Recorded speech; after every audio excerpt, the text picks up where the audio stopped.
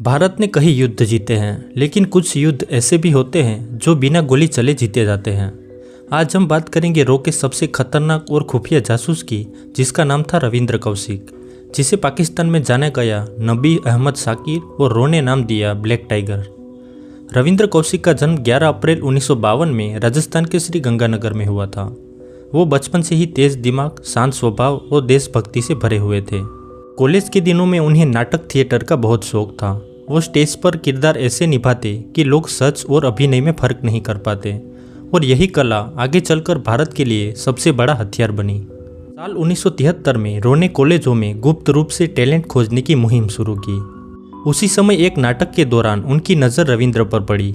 उनकी भाषा पर पकड़, मानसिक मजबूती और बॉडी लैंग्वेज को देखकर वो बहुत ज़्यादा प्रभावित हुए। उसके बाद अधिकारियों ने उन्हें बुलाया और पूछा, देश के लिए काम करोगे? रविंद्र ने कहा, जान भी दे दूंगा। और इस प्रकार रविंद्र की रो में एंट्री हुई। रविंद्र का चुनाव तो हो गया, पर यह कोई साधारण नौकरी नहीं थी। इसके लिए उन्हें 2 साल की खतरनाक ट्रेनिंग से गुजरना पड़ा, जिसमें मानसिक टॉर्चर सहने की ट्रेनिंग, उर्दू और अरबी भाषा, इस्लामिक धार्मिक शिक्षा और पाकिस्तान की संस्कृति जैसी महत्वपूर्ण चीज़ें सिखाई गई। उसके बाद वो कदम जिसने रविंद्र को परिवार से दूर कर दिया। उन्होंने हिंदू धर्म छोड़कर इस्लाम कबूल किया और उनका नया नाम नबी अहमद साकिर रखा गया। साल 1975 में नबी अहमद साकिर एक पाकिस्तानी शरणार्थी बनकर पाकिस्तान में दाखिल हुए। वहाँ से वो कराची गए, बाद में फिर इस्लामाबाद में बस गए। वहाँ पर उन्होंने कॉलेज में एडमिशन लिया और लॉ की पढ़ाई की, और सबसे अहम बात, पाकिस्तान आर्मी में भर्ती हुए। कुछ ही सालों में अपनी सूझबूझ और काबिलियत के दम पर वो पाकिस्तान आर्मी में मेजर बन गए, और वहाँ से लगातार सेना की रणनीति, बॉर्डर प्लानिंग और युद्ध से जुड़ी अहम जानकारी वो भारत को भेजते रहे। और यहीं से रो ने उन्हें कोड नेम ब्लैक टाइगर दिया। साल 1983 में रो की एक बड़ी गलती साबित हुई। दरअसल एक दूसरे भारतीय एजेंट ने पाकिस्तान में रविंद्र की असली पहचान उजागर कर दी, जिससे पाकिस्तानी ISI अलर्ट हो गई और आखिरकार रविंद्र कौशिक को गिरफ्तार किया गया। गिरफ्तारी के 2 साल तक रविंद्र को एक अंधेरी कोठरी में रखा गया, जहां पर उन्हें भयानक मानसिक और शारीरिक टॉर्चर किया गया।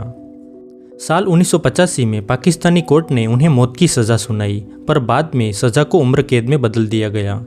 उसके बाद करीब 16 साल तक रविंद्र पाकिस्तानी जेल में रहे। लगातार मानसिक और शारीरिक टॉर्चर, न परिवार पास था, न देश और न ही कोई पहचान। रविंद्र के परिवार ने भारत सरकार से गुहार लगाई, पर राजनीतिक दबाव के कारण उन्होंने भी अपने हाथ पीछे कर लिए। 16 साल जेल में बिताने के बाद रविंद्र को TB और हार्ट डिजीज जैसी बीमारी हो गई। इन सभी दुखों के बाद 21 नवंबर 2001 को पाकिस्तानी जेल में रविंद्र कौशिक ने अपनी आखिरी सांस ली और एक सच्चा देशभक्त गुमनामी में मर गया। दोस्तों, आज भी रविंद्र कौशिक का नाम ज़्यादा लोग नहीं जानते, लेकिन रो के इतिहास में वो सबसे सफल और बहादुर जासूसों में से एक माने जाते हैं। उनकी ज़िंदगी हमें सिखाती है, देश के लिए मरना आसान है, लेकिन देश के लिए पूरी ज़िंदगी मिटा देना बहुत मुश्किल। अगर आपको ये कहानी रुला गई हो या गर्व महसूस कराया हो, तो वीडियो को लाइक और चैनल को सब्सक्राइब करें, क्योंकि भारत के असली हीरो याद रखे जाने चाहिए। जय हिंद।